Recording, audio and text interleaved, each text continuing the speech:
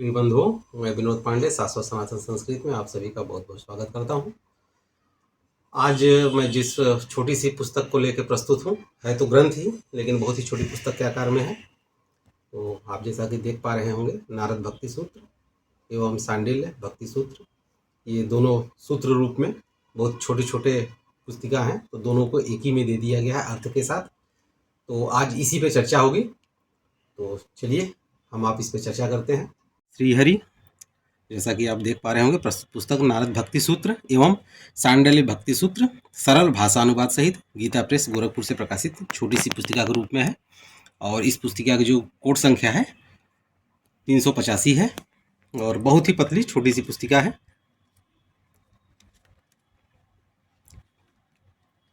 तो आइए देखते हैं। अच्छा, ये देख लेते हैं कि इस पुस्तिका के अंत में भी यहाँ पे गीता प्रेस गोरखपुर की जो निजी दुकानें और शाखाएं हैं, जैसा कि हर इनके पुस्तक में होता है, ग्रंथ पे होता है, पीछे सबके पते और मोबाइल नंबर दिया हुआ है। यहाँ पे आप ऑनलाइन भी गीता प्रेस की पुस्तकें मंगा सकते हैं, उसका भी पता यहाँ पे दिया गया है। आप चाहें तो चलचित्र को रोक के आप इस पता को नोट कर सकते हैं और इस पे पुस्तकों को आप मंगा सकते हैं। तो आइए अंदर चलते हैं और देखते हैं। जैसा कि आप देख पा रहे होंगे, ये पुस्तक मैंने हाल ही में लिया है। यहाँ पे देखिए, मैंने डेट लिख दिया था पुस्तक का कि कब मैंने ये लिया था।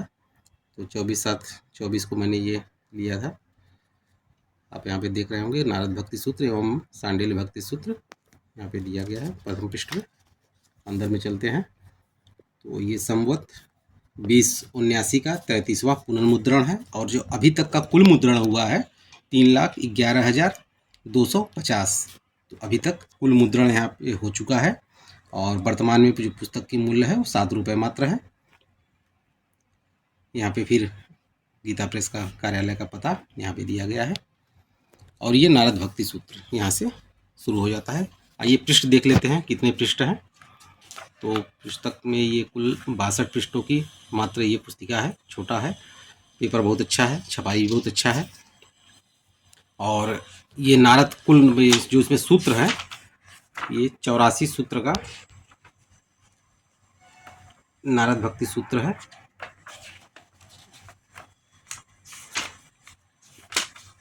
ये 84 सूत्रों में ये भक्ति कहा गया है। तो महर्षि नारद के द्वारा ये सूत्र दिए गए हैं। इसमें भक्ति की व्याख्या की गई है, भक्ति की सर्वोच्च व्याख्या की गई है। मात्र इन्हीं 84 सूत्रों में भक्ति के बारे में संपूर्ण बातें बता दी गई हैं। जैसा कि आप यहाँ पे देख पा रहे होंगे, जो पहला सूत्र है वो है अथातो भक्तिम व्याख्यास्यामः, अब हम भक्ति की व्याख्या करेंगे।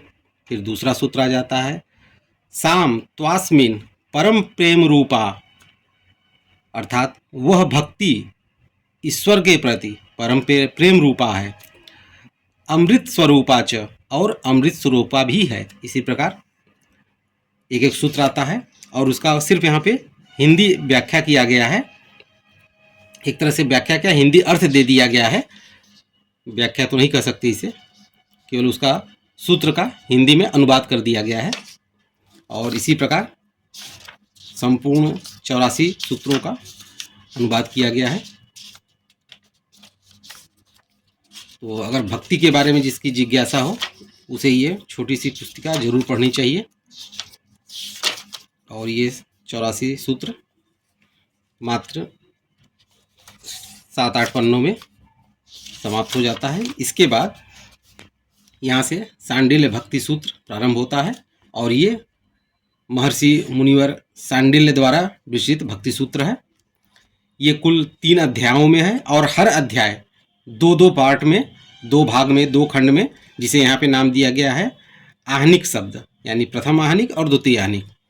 तो ये प्रथम अध्याय में प्रथम आहनिक, इसमें भी वही अथातो भक्ति जिज्ञासा, अब भक्ति तत्व का विचार किया जाता है। तो महर्षि सांडिल्य द्वारा भी भक्त के बारे में सूत्र दिए गए हैं और इन्होंने, जो मैंने पढ़ा था संभवतः 100 सूत्र, हाँ ये 100 सूत्रों में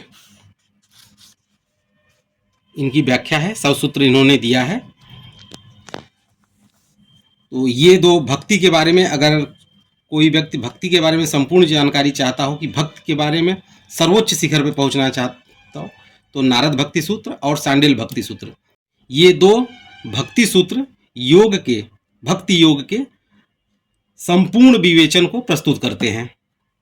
अर्थात इनके बाद कुछ भी बाकी नहीं रह जाता। और यहाँ पे भी उसी तरह एक एक सूत्र की हिंदी अर्थ दे दिया गया है।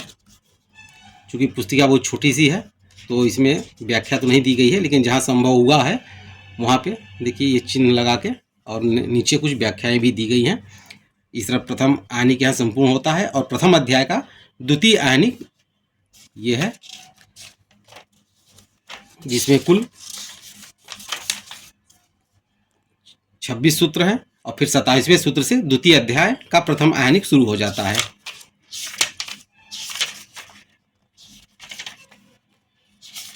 इसी प्रकार फिर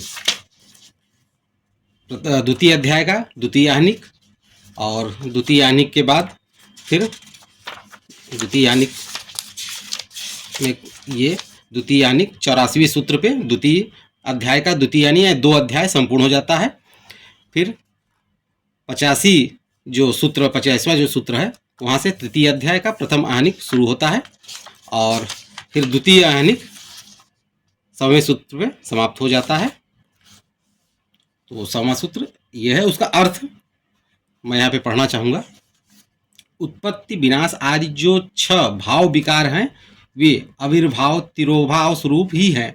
किसी स्थान या काल विशेष में एक वस्तु का प्रकट होना और उसका छिप जाना ही उन विकारों का स्वरूप है, क्योंकि उनके द्वारा क्रियाफल का संयोग मात्र होता है, किसी नूतन वस्तु की उत्पत्ति नहीं।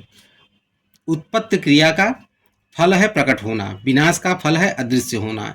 इन क्रियाफलों का स्थान या काल विशेष में से जो संयोग होता है उसी को उत्पत्ति या विनाश कहते हैं। इसी प्रकार वृद्धि क्षय आदि विकार भी अवस्था विशेष के प्रादुर्भाव और तिरोभाव के ही सूचक हैं।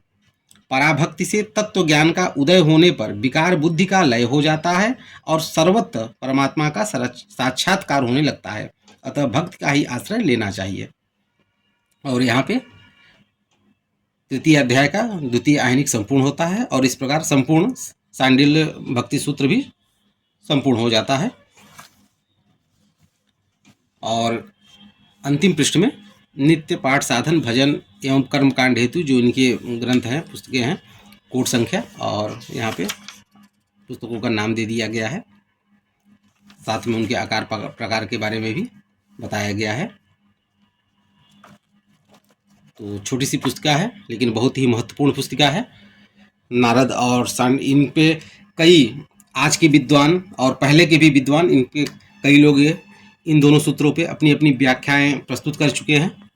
तो आप उन पुस्तकों को भी मंगा के व्याख्याओं को आप देख सकते हैं। लेकिन ये छोटी सी पुस्तक सबसे महत्वपूर्ण इसलिए है कि इसमें मूल सूत्र और अनुवाद दिया गया है। उसके बाद इन अनुवादों को पढ़ के आप अपने दिमाग विचार बुद्धि से व्याख्याएं आप कर सकते हैं। आपको किसी दूसरे की व्याख्या पढ़ने पे फिर उनके विचारों को आपको समझना पड़ता है। जो उनके विचार हैं वही आप पे लागू हो जाते हैं। और अगर आप मूल सूत्र पढ़ते हैं और उसका हिंदी अनुवाद पढ़ते हैं तो अपनी विचार बुद्धि और कौशल से आप व्याख्याओं को समझ सकते हैं।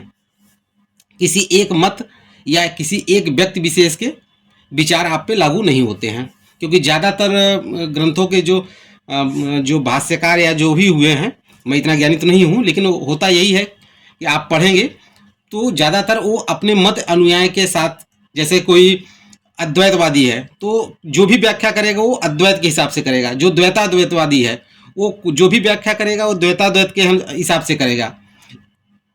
तो इसी प्रकार तो वो अपने मत के अनुसार व्याख्याएं करते हैं। तो आप स्वतंत्र रूप से अगर व्याख्या चाहते हैं तो आपको अपनी ही व्याख्या खुद से करनी होगी। तो इसी के साथ आप सबसे फिर विदा चाहेंगे। अगले चलचित्र में एक नए ग्रंथ एक नए पुस्तक के साथ फिर प्रस्तुत होऊंगा। तब तक के लिए आप सभी का बहुत बहुत धन्यवाद।